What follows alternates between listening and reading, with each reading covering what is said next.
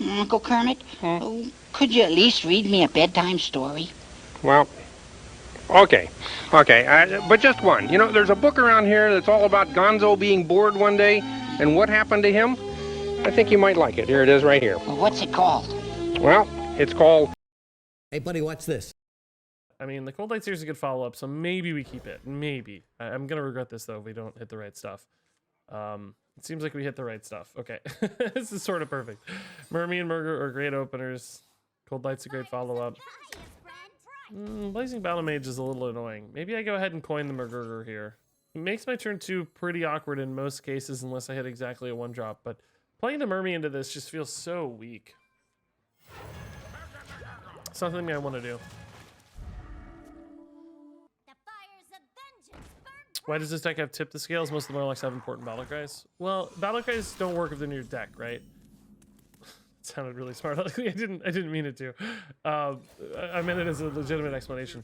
So cards that are in your deck have no value. Battle cries don't do anything. An aggro deck like this is not intending to draw every card and play every card. So when they're in your deck, the battle cry is useless, right? It's only when it's in your hand that it's an active battle cry. So if you can pull all of those stats out of your deck, you're not going to realize they're battle cries anyway because they're in your deck. It'd take you 8 turns or 7 turns to draw that many things, right?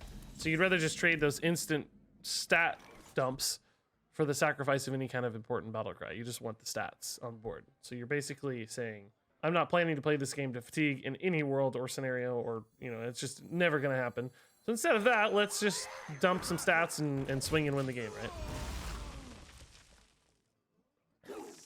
Part of me thinks Tip the Scales is perhaps being underutilized in the Murloc Paladin lists right now. Maybe you could build a Nomi Tip the Scales Paladin still.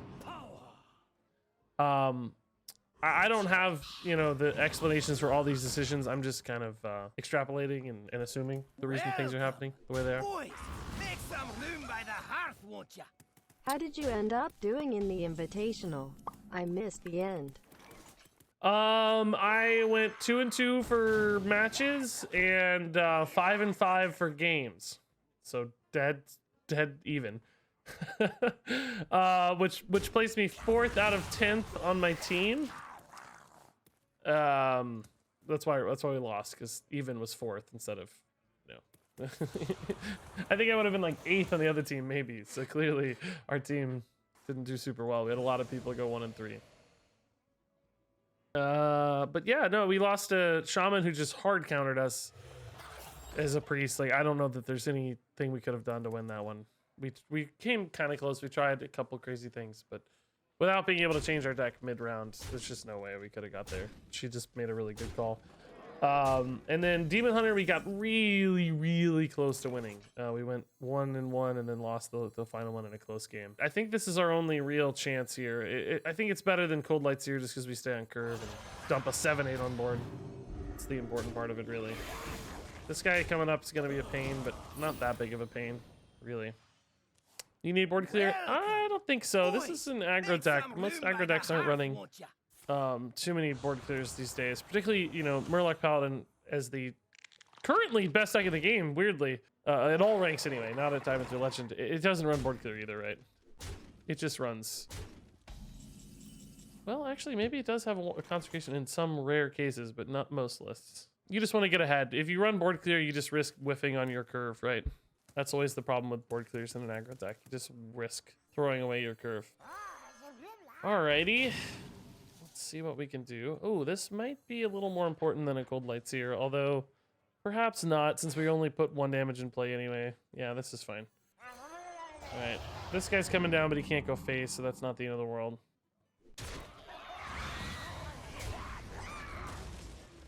Murloc or Lackey? I guess Lackeys probably have more synergies in Warlock, right? This can trade into pretty much anything. He doesn't want to trade into the Scale Lord, but the 4/4 would certainly be reasonable for him. Bluegill Libram is a play. Oh my god. Shadow Council into Priestess of Fury is so insane. That is a major concern. He does just decide to kill the big guy so to protect his Priestess. But if we have any minion survive, we can just go Libram and kill it. And we should have a guaranteed survival. Yeah, we do.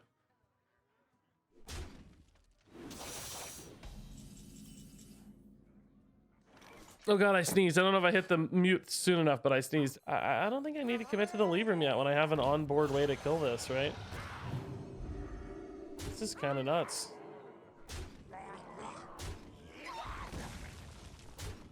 Okay. I mean, we flipped this. If we flipped it hard enough is the question, right?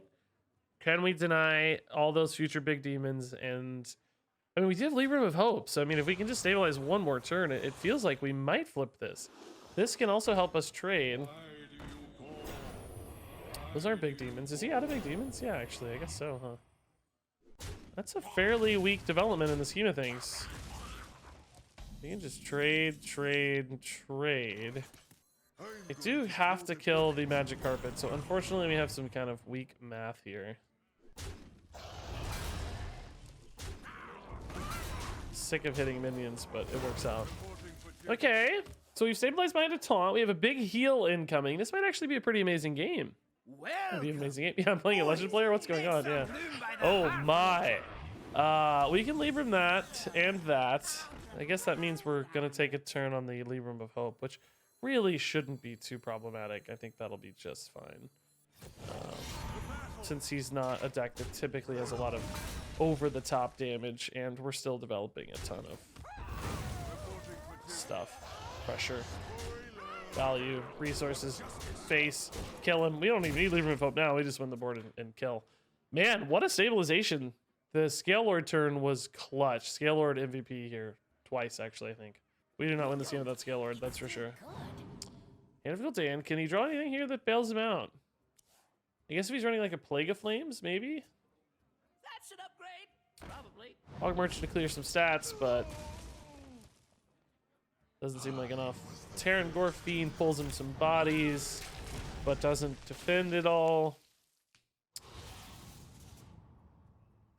Gives him 2 Hand of Gul'dans, which don't do anything right now. Just a burden. That draws him more cards, but he doesn't have any mana. So, GG, I guess, man.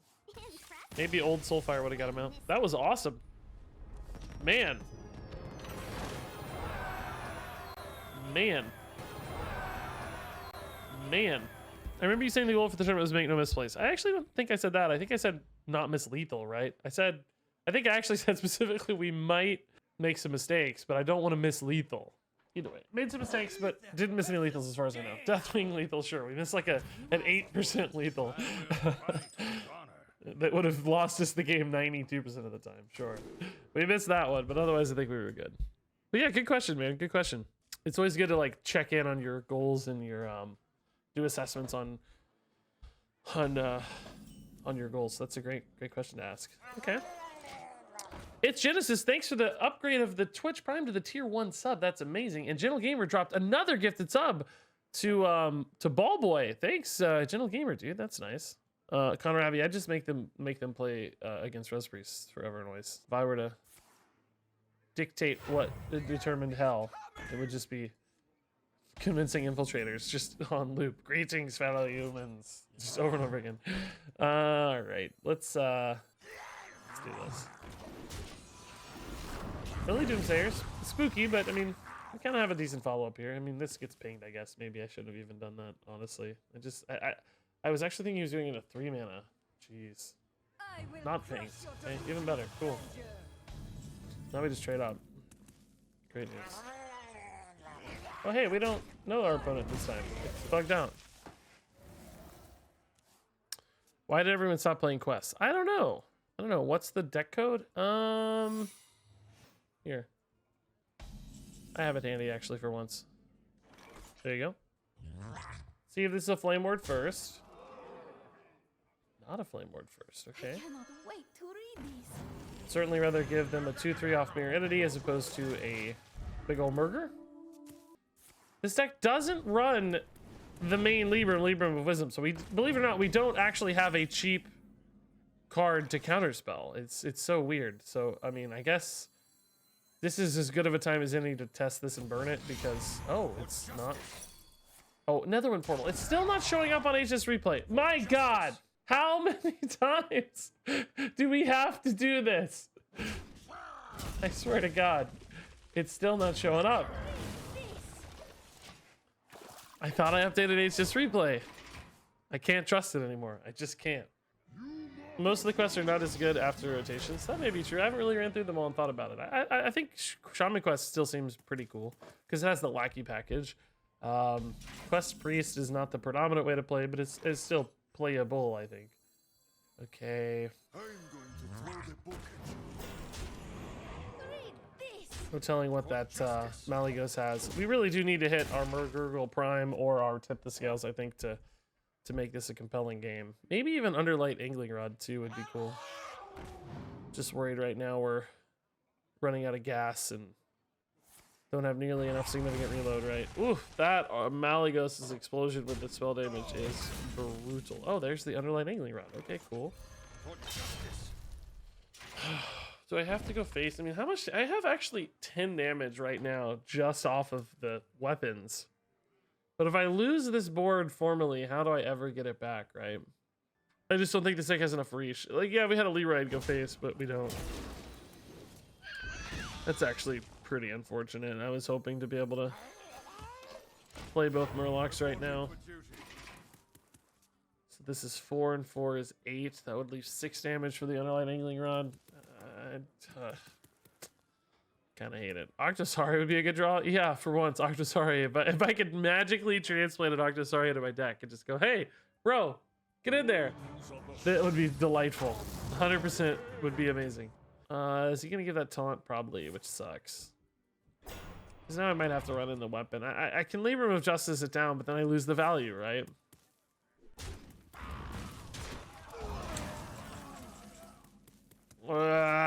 I have to, though. I don't have a choice. It'd be silly to try to do anything else.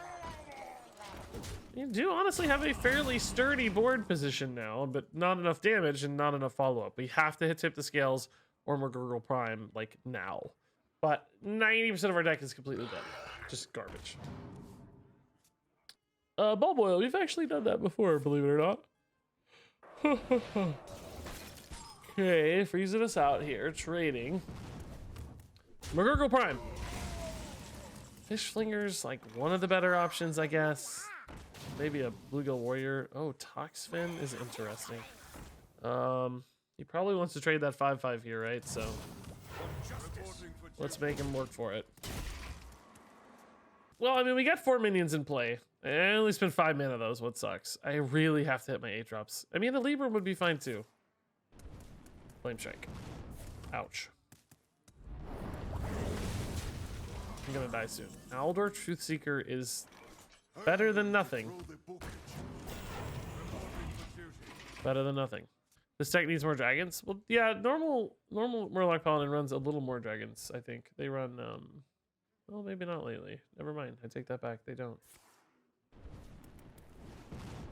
It feels so weird to play a Libram deck that doesn't actually run Libram of Wisdom. It's just so odd. It's, oh my god. Okay. He only has 13 damage showing if I trade like this. So, maybe? Maybe? Maybe? They got Murgur, which right now is actually pretty awesome, pretty sticky. Don't have damage. He's looking for damage or Blizzard. Don't have damage. Found damage. Shoot! Oh man, last card too. Ah! You know, that is an implication that we might have actually gotten there. Anyway, this hand is good. I don't think I did videos for the runs. I don't know. Not sure. All right, Mermie's a good opener. Certainly don't mind the Fish Flingers too much either. May 16th is when Dollar Highs came out. Okay, so that it could be about around then. If they keep up with their schedule and stuff. Maintain the past schedule. Do we even know what it's called officially? People are saying like Mecha Jiraxis is going to feature in it, but I don't know the name of it or anything. I know it's like the Rusted Legion or whatever's in it, but I still don't know the name. Oh my god, he got a Fish Flinger into another Murloc. This guy is a pro. He's too good at the game. Freaking pro player. Not even mad. Hope it's another dungeon run. I don't know. They did say it was gonna be free, right? Like I thought they said it was gonna be like totally free. Like it sounded like it wasn't even gonna cost gold. I don't know that for sure, so please don't quote me on that. It's just what I heard people saying. We weren't given any details on that stuff, so I can't confirm that. Just what I heard from you guys, I think. Ooh, underbelly angler is nuts. Okay. I think that I gotta clear those because of Plague of Flames later. I don't want Plague of Flames to burn me. It's free. Regis said it. They said, I think they said all the adventures this year are going to be free, if I'm not mistaken. That's what I thought too, but I just hope we're not misinterpreting what free means. You know, like, does free mean gold or does free mean like total zero cost of entry? I don't know that. So I don't want to be on the hook for saying it. Because they really didn't tell us anything. They might have told other people something. I don't know anything about the adventures. Like, nothing. Zero knowledge. I don't know if we want to go Underbelly Angler yet. It feels like we could maybe kick off a crazy turn later just with only an Underbelly Angler, like an Mermy. So maybe we save those. Maybe we just go Grimscale here. My opponent has so far only played my cards, I swear to God. He's gotten multiple Fish Flingers off of our Fish Flingers, which have given him more Murlocs. I think he's playing more Murlocs than I am right now. This guy's a god. That's basically what I'm indicating. He's reached godhood. It's reached god status here. Alright, I'm really worried this board's just gonna get murdered by Dark Skies. It's not a good board. Maybe that's when we go Underbelly Angler, I guess.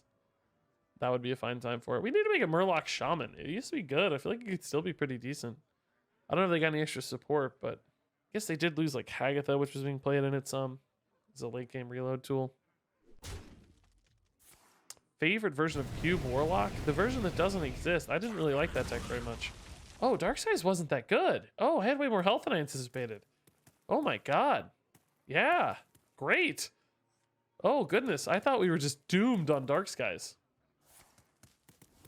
Now I need like a Scale Lord off the top. Oh, well, Rain of Fire helps. He lost a lot of damage by not Rain of Firing first, though. He lost a lot of damage. Like, yes, he loses one card in hands, but he gains 8 damage on board, or maybe 7 damage on board, yeah. He lost 6 damage by not... Yeah, I think that might have been a mistake.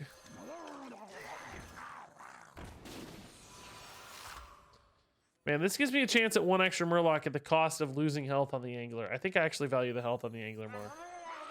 We have tipped the scales anyway, so I shouldn't need, like, major... Oh my god, are you serious? That's incredible. Might have miscounted. Yeah, I'm not being like mean about it. I'm just identifying, like, you know, optimizations. I certainly make a lot of mistakes. I'm not there's no holier than thou attitude here. We're identifying things as they pop up. Believe me, I don't have a holier than thou attitude. I don't think I'm better than anybody. Particularly not Hearthstone.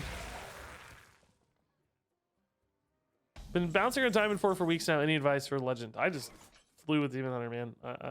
I know that's lame advice, but it really is what happened to me. I just went nuts with Demon Hunter.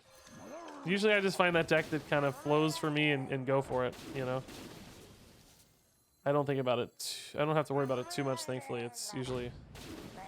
This is actually bonkers. This is so insane. Yeah,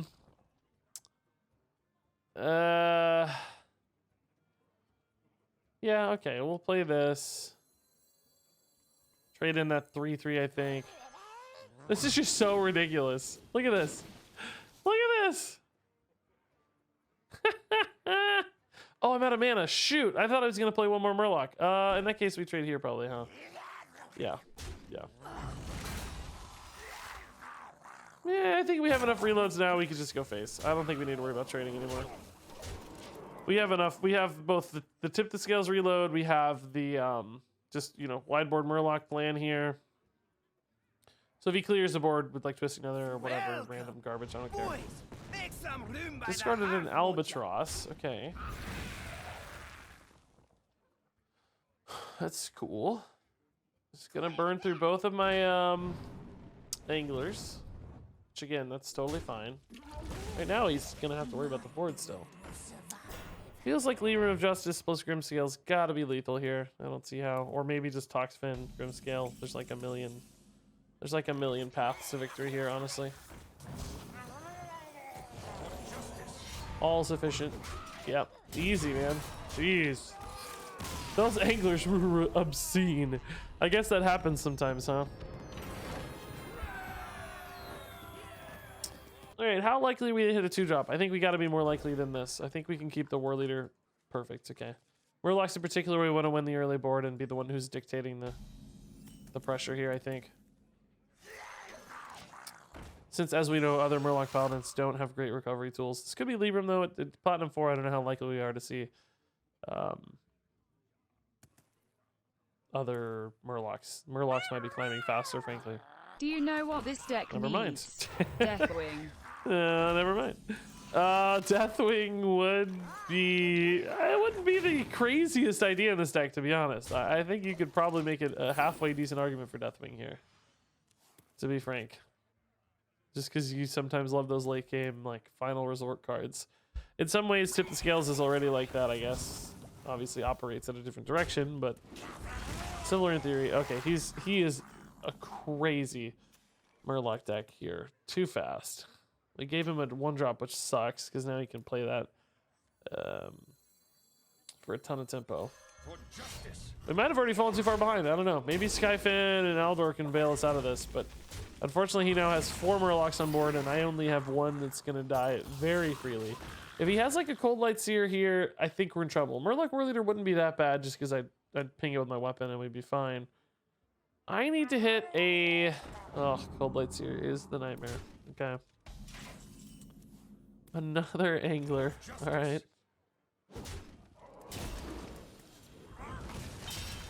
Yeah, War Leader's better for now. I just have to start shipping through Murlocs. Alright. This is a bit of a shift in gears. I'd love to play the Skyfan if I could find my Scale Lords. This deck, as we already discussed, is fairly light on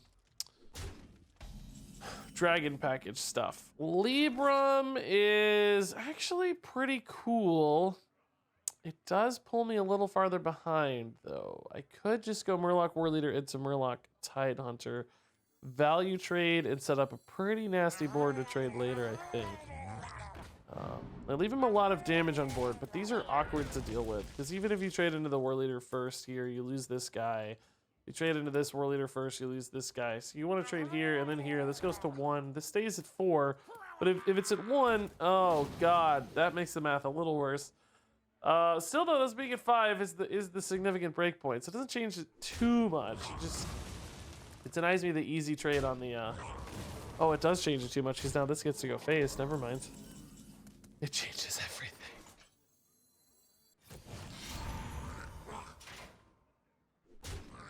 Alright. We're functionally down to 9. Can we stabilize on like Aldor Libram stuff? Because we can play Aldor next turn, then Libram's the turn after. Could kill this with my weapon. But that puts me at 6.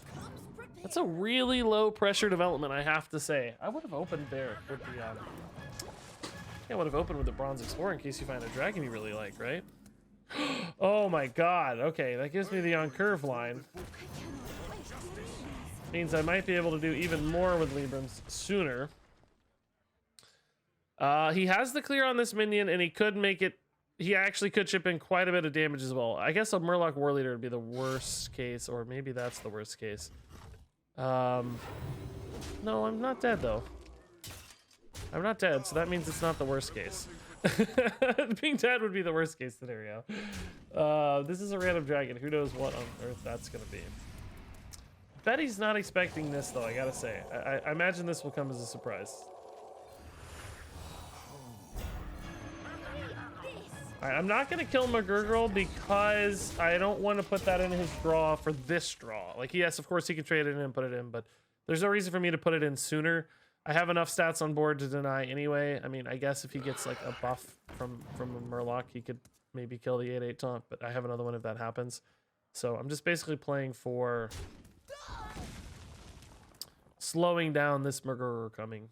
Hopefully, anyway. All right. Yeah, he He's giving me a lot of pressure here. But man, I can actually hit this guy for 12 right now.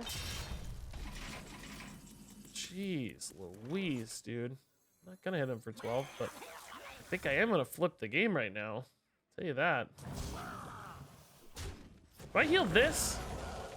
Yeah, right. 9's enough. 9's enough. He's not going over the top. I just healed that.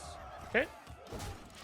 So as a Murloc Paladin, he shouldn't really have a lot of recovery tools, particularly with only 2 cards.